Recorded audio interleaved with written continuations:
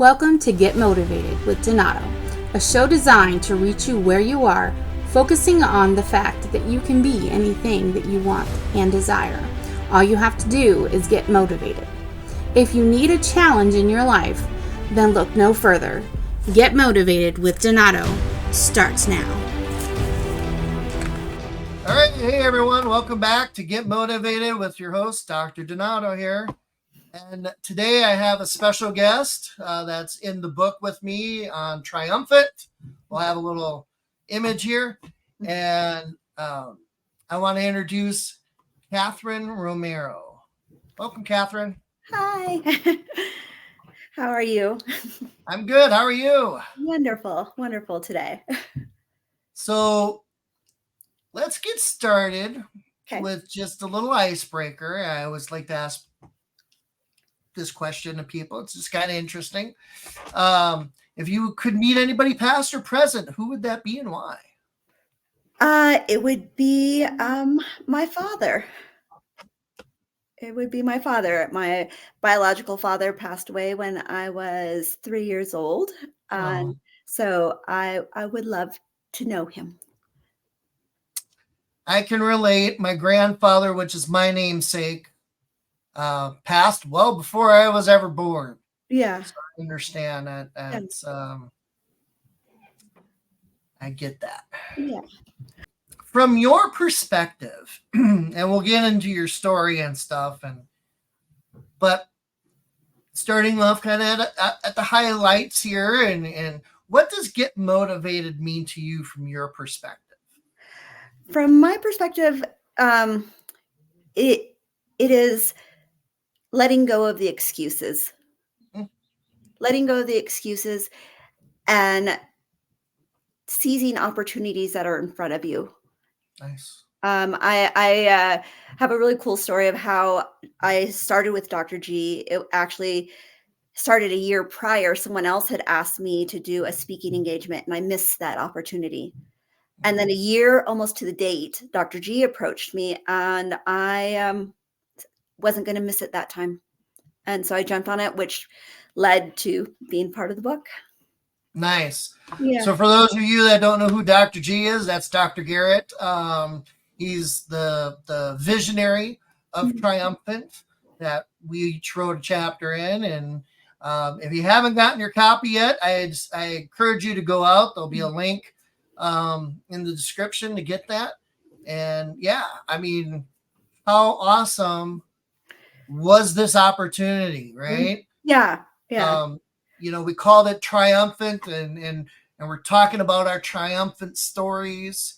I always like to talk about the tests that turn into testimonies, and that's what these are. These are our testimonies. These are our triumphant stories. It's how we got out of the mire that we were in, right? And I want you to share your backstory and more about your chapter, which is To the Edge of Darkness. It just sounds so ominous, right? It does. And in reading it, it is pretty deep. So I'd just like you to share as much as you can here. I got a few quotes I wanted that it highlighted from your chapter, but you take it away. I mean, this is all about you right now, and that story. Okay. Well, I'm a mother of 3, and they are all pretty much grown, 29, 27, and 20. And I married very young. I was engaged at 17, married at 19, 2 kids by the time I was 22. And that was my sole focus in life in my early 20s and 30s and 40s. And so that marriage unfortunately ended. And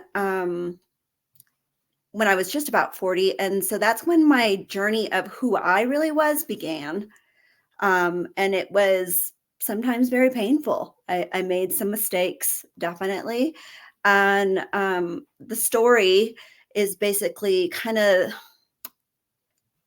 the culmination of all of those things that led me to my darkest night. And yeah, and how I got there, and how ultimately I am here now, smiling and happy and thriving. So you said journey and all of these different things, like, and that's what some of our trials are like, right? They're a Yeah. journey that like will Mhm. never end, you know. Some days. And that's the thing, you know. I grabbed kind of a quote that in the first part of your book, or your chapter, um, that just kind of resonated a little bit with me, and possibly many of those that are listening or watching. You said in reference to drinking, when I wanted to try to drown out the hurt Mhm, bubbling up from within. mhm. And I think many of us, whether it's drinking specifically like this, can relate to that feeling Yeah. that, man, the world is just gone awry. I don't know what to do with my life. Yep. All hope is gone. Yep. And we get that despair, we get that depression, we get all of these mixed feelings, Mhm. and this stuff happens, Yep. right? It's real life, Yeah. right? Yeah. And just talk a little bit about that. Maybe not necessarily the specifics of that incident, but that generalness of that despair, that feeling, and what you did to kind of overcome that, and I mean maybe what led up to it, but you know, like, just Yeah. however you want to describe it, and give us some hope and encouragement, because we Yeah. all get that feeling, and Yeah. we need to get past it, right? Yeah. So, my second marriage was very unhealthy. And I developed some really unhealthy drinking habits in that marriage. And I did that because I felt like I couldn't speak in it. I could not express myself. And so I would drink and then I would emotionally vomit all over him, because that's what you do. And so I learned this unhealthy habit of stuffing it down, and then I would have some drinks to drown it down more, which would was counterintuitive because then, like I said, then you vomit it all up, and that's where problems arise. And so that night, after that marriage was over, I found myself in another unhealthy relationship because I didn't take the time to heal. I wasn't facing my truths and really taking accountability for my part in it. We can get into this really victim mindset, and that Mhm. doesn't take away that I was a victim in those situations, but I have to take responsibility that I put myself there and I stayed in it. And so you really have to own your own shit, basically. To put it bluntly. Yeah, you gotta own your shit and stand naked in front of yourself and everyone around you and be like, "Hey, I'm not doing so good. I'm not doing so good," and not run from it, not drink it away, don't eat it away, or whatever your vice is, where you Mhm. are not taking responsibility for you. That's good. That's good. I mean, and you know, you said something about pushing it all down. Mhm, I think back to when I was younger. I did a lot of that, where I kept everything bottled up inside, mhm. and I didn't have that proper outlet to express it, right? And then it would just get to a point, kind of like you're saying, and then blah. Mhm. And mine was probably a little bit more loud and obnoxious, or whatever, you know, because I'm just a loud, rowdy guy. But you know, that's the thing, and you just blow up, Yeah. right? And it's not healthy for you. It's not Mhm. healthy for those around you. Yeah. And like you said, you got to take accountability at some point, right? Yeah. For me, it was with learning how to control some of that, a little bit of rage, a little bit of not knowing how to deal with stuff, stress, all those different things, right? And yeah, I was young, I matured, I grew up, right? Easier said than done in that circumstance than in yours, right? Yeah. Where you're already an adult, Yeah. you know, and you're going through these things. Like, I don't know if there's any specific tips or tricks that you can give us for not stuffing those things down, but maybe just tell us what helped you. What has helped me and how Dr. G kind of found me was I hike a lot. And that is my meditation. I'm not one of those persons that can sit and I wish I could, but I cannot. I need to be moving and connecting with nature, and that really helped me. And then Reiki. I was blessed to find Reiki and became a Reiki master. And my Reiki sisters, they are my guide. Finding that outlet, finding your tribe, finding people who stand as nakedly as you do. So that has been my saving grace. And of course, God, I really leaned in, and he brought people into my world. He brought people into my world to show me that there was something different. There was that's important, and I want to share a quote that you had from there about that. But you mentioned, before I do that, you mentioned that tribe, those group of women. Mm-hmm. Obviously, for me, it might be a group of men or a group of people. Yeah. That's important for us to have. I mean, mentors are one thing, and they're good. We need them. Yep. But those people that you can be real with. You said naked, right? Yep.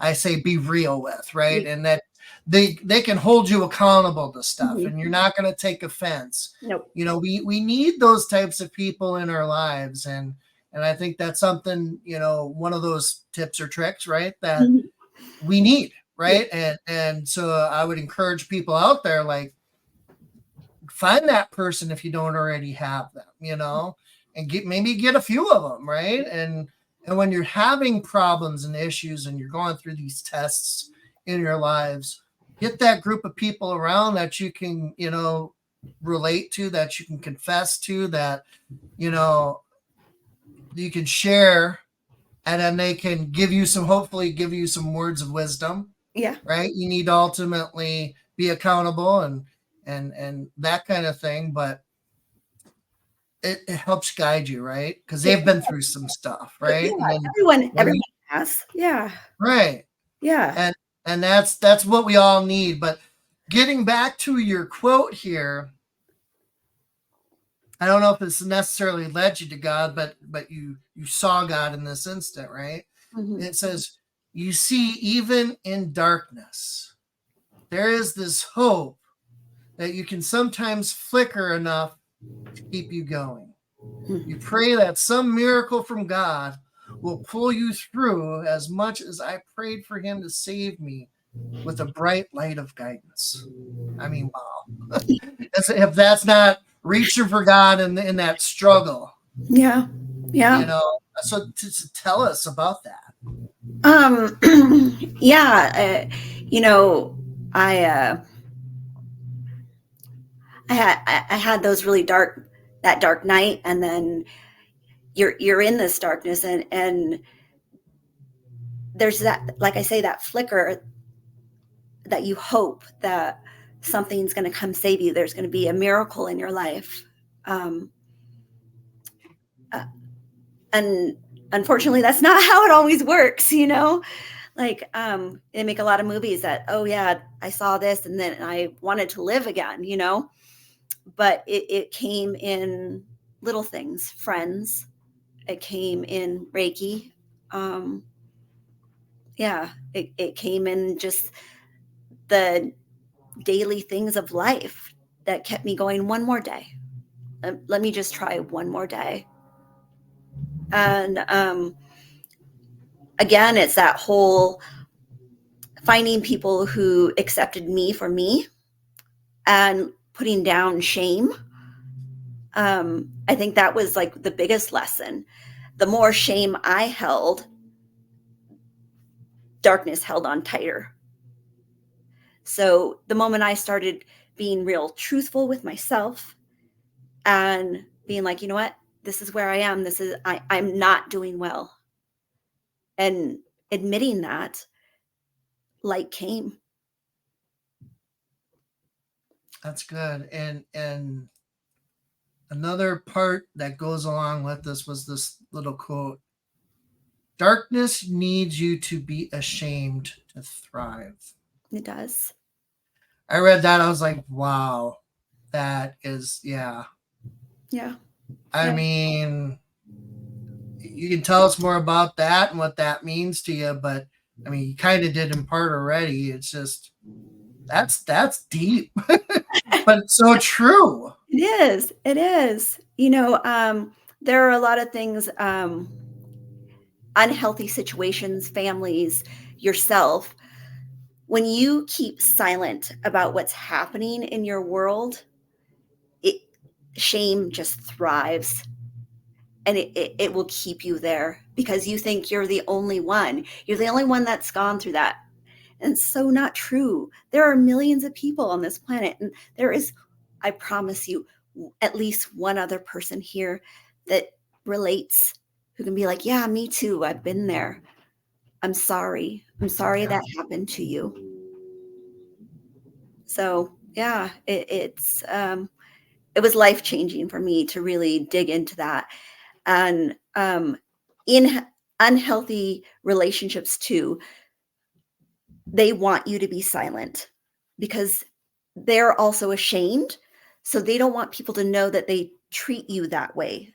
So if someone ever tells you, I don't want you telling what happens in our home, that is a red flag that you're not in a good place with that person. No, that's true. That's true. And you talk about a lot of this type of thing in your chapter. I want to kind of recenter to some of that, though. All of those things that you've gone through, all of those lessons learned, Yeah. to get you out of that darkness, is that triumphant story. Yeah. And that's what, our book here is all about, right? Triumphant. Yep. And all these different triumphant stories that are in there. So I encourage all the, listeners, viewers, whatever out there to get a copy of the book, check it out.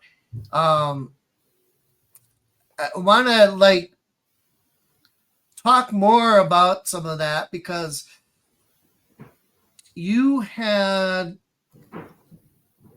such an experience there. Mm-hmm. And I'm hoping that you can give us some more insight if somebody else is going through something similar. Yeah. That you can give them some hope and encouragement to get out of it, right? To get them motivated. Yeah. Yeah. Well, it's scary when you're in those situations because, again, shame, and being in unhealthy relationships with someone. And I'm really careful here because I'm not trying to shame my past partners. Everyone has their things. Mine is I get really emotional and I cry. Some people get really emotional and anger comes. And that doesn't make them a bad person. That's just they haven't healed that in themselves. So I want to be really careful to say that I didn't tell this story to bash my former partners. That's not my intent. But it is important for people who are the victim of anger to know that it's okay to walk away. It's okay to let it go. And you don't have to save that person. Mm-hmm. It's okay to save yourself first. And that's important because as somebody reads your chapter, they're going to know, right? Yeah. And we went through some scary stuff. Yeah. And I've talked about different things, whether it be on the show or not, I don't know, where sometimes there's people in our lives that we need to cut loose. Yep. right? There just is. I mean, and like you're saying, it's just whatever. You let them go. You're not trying to put any emphasis on them. You need to do it to heal. You need to do it to get out of a bad situation. You need to do it for whatever reason, right? Yep. And I think as much as we need to maybe pray for that person or whatever, right? And how much we just got to give it over to God or whatever and let him handle it. We just need to step out from certain things, certain people. And it may not be severe. It could just be they're just negative, right? And keeping us down. And we need to be more positive, right? Yep. So how do we do that? Yeah. For me, like I said, it was definitely getting really honest. And I think admitting that what I needed to do for myself. One of my favorite things that my mother once told me was, imagine if all the effort you put into your partner, you put into yourself. Mm. And it struck me like a lightning bolt, because I watched my mother dote all over my stepfather. Like, her world was him.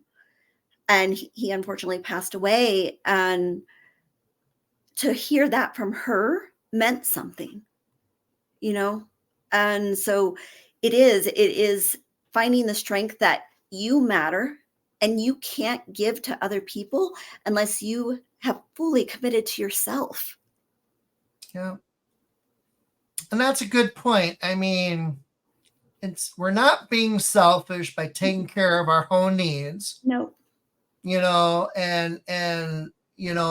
From like a biblical standpoint, we need to know who we are in Christ first. Yep. Before we even think about getting involved with somebody else.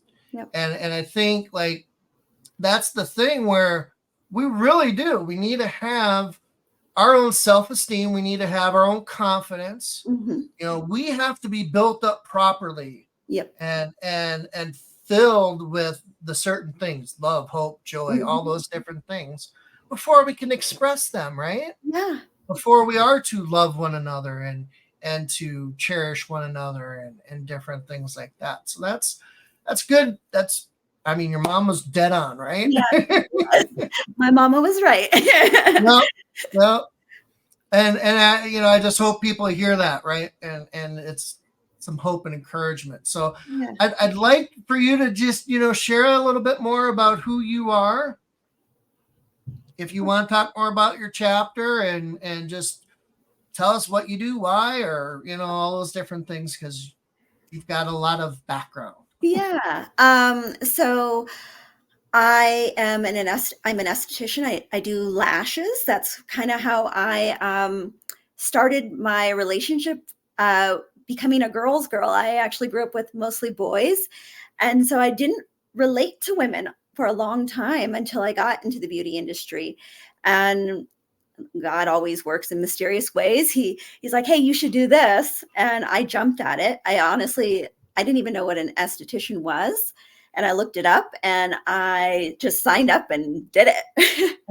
That's kind of how my life has always been. Like, if I see something I like, I go for it. Has gotten me in trouble sometimes, but it also pays off too, to not miss those opportunities. And I've been doing lashes for 16 years, and I have a beautiful tribe of women in my life now, that I know I wouldn't be here without them. And there's not a day I'm not grateful for them and their encouragement and their acceptance of who I am. And it really helped heal me in a way that, because I have them, I'm not always searching for that romantic love anymore. So that's good. Yeah. And that's right. Again, we need to be comfortable with who we are first, before we can give of ourselves. Yep. We need to understand that this person doesn't make us. No. Right? Yeah. we're our own person, and we don't have to be with somebody in order to be our own person or express ourselves and all those things. And that you can, I actually just had this conversation with my daughter today. Just because one person chooses not to love you does not make you unlovable. That's right. Like it's okay. It's okay. And you're still lovable. And you're still tableside guacamole is what I tell her. Like you're worth something just because someone else doesn't see your worth. Mm-hmm. No, that's good. I mean, and that's so true. Yeah. We're all worthy of love, right? And we all can receive God's love, right? Yeah. And once we know who we are in Him, it becomes so much easier to love one another. Yep. Is there other things that you do that people need to be aware of? How do they contact you for whatever? Yeah. So, like I said, Reiki became a huge part of my life and my healing journey.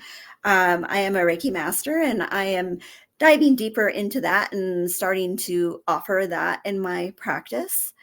So sessions of energy work with me. And I am also now inspired to get my own book written. So I'm going to start working on that this year, and hopefully my goal is to by the end of the year to have that up and going. So yeah. Excellent. All right. Well, there'll be information in the description and things too, on how to connect with you. And I don't know. I just want to give you the opportunity if there's anything left that you want to share at all. Follow me on Instagram or Facebook. I try to do weekly hikes, and I call them Thoughts on My Hike, where I talk about what I thought about, what journey I'm on, or some lesson I learned. So yeah, I would like to keep that going. And that's awesome. Yeah. I've been getting that encouragement from a couple of people, one being my wife and another from my friend, because I'm always out and about on the road too. And they're like, you should blog or you should have little teachings, all these different things. Yeah. It's like, I will encourage you as well. You should. I always say, everyone has a story, and, we all have thoughts, and you'd be shocked how many people might want to hear them. Right. My favorite thing is when someone will privately message me and say, hey, I just want you to know what you wrote today meant something. So I'm going to encourage you to do it. Yeah, I probably should. Yeah. All right. Well, I thank you, Kathern, for coming on, to giving us all hope and encouragement. I want everybody to get the book, read your chapter, get encouraged, right? Because we all go through things. We all have stuff that happens. And we need some of that hope and encouragement. We need the motivation or the inspiration to get up off the couch, right? To do something with their lives.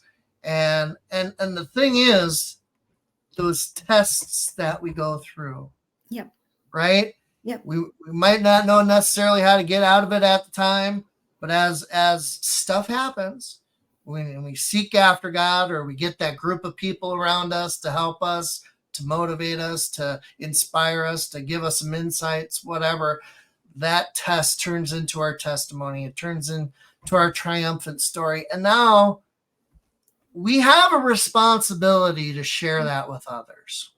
You do, because you just never know who might need that encouragement in that moment, to be like, hey, look, she was really down and everything fell apart for her.